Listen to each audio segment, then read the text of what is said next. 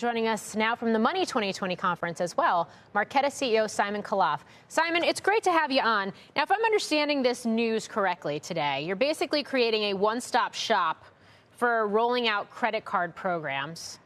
Break this down for me. Who are you partnering with on it, and what makes it so different than what's currently in the marketplace? Sure. First, thanks for having me on your show and having Marqeta. We really appreciate it. Yes, we're extremely excited about this new platform because at the same time of our release, we did actually issue the state of our credit report.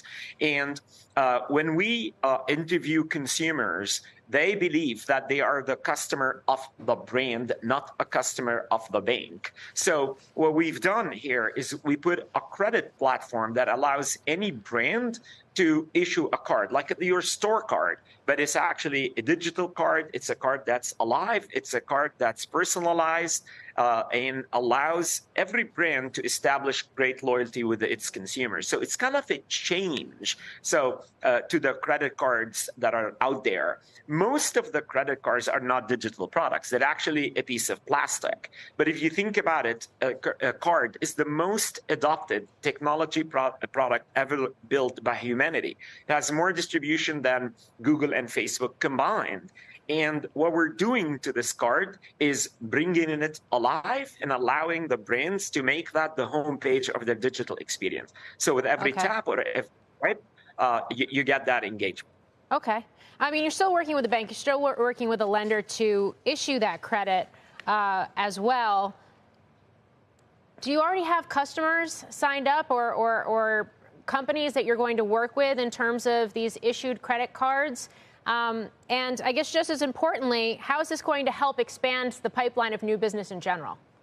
Of course, yes. So we do work with an issuing bank, of course, and that's where the balance sheet or the debt would come from. But the bank is behind the scene. The consumer experience is built by the brand.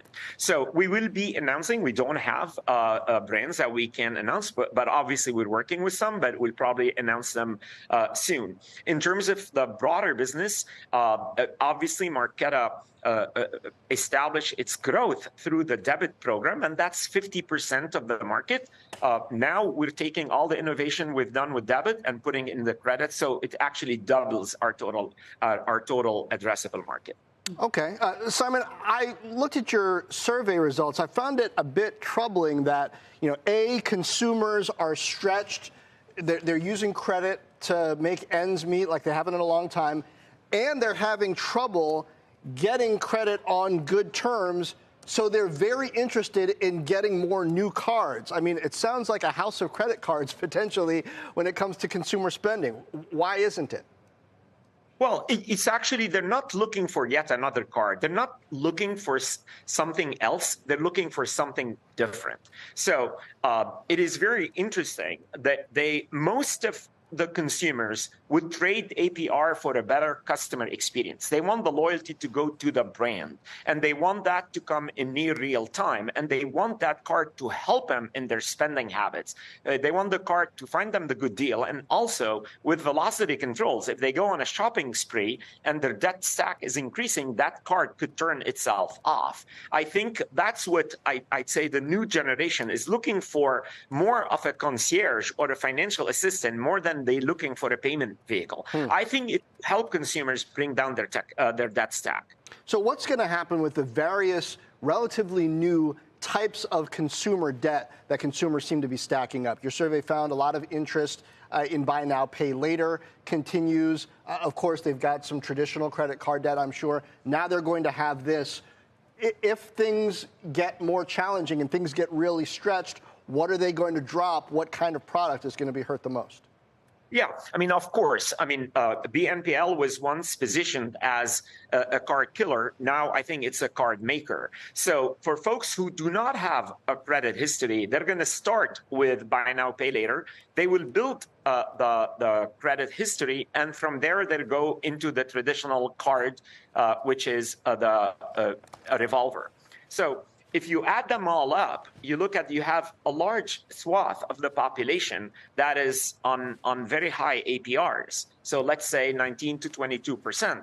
And then you have a 7% inflation, then you're at 29%. So for every dollar they make, they're losing 29 cents. So if you actually work with them and move some of that debt and bring the APRs down, you put money back in their pockets. And then the merchants can kick in a lot of the rewards that will also bring down their cost of goods that they're purchasing. So we believe that will help because there's something in the merchants to give them a lot more incentives and the price reductions because they're getting the loyalty and they're getting the return sale. So there's something in it for the merchants to give kickbacks to consumers.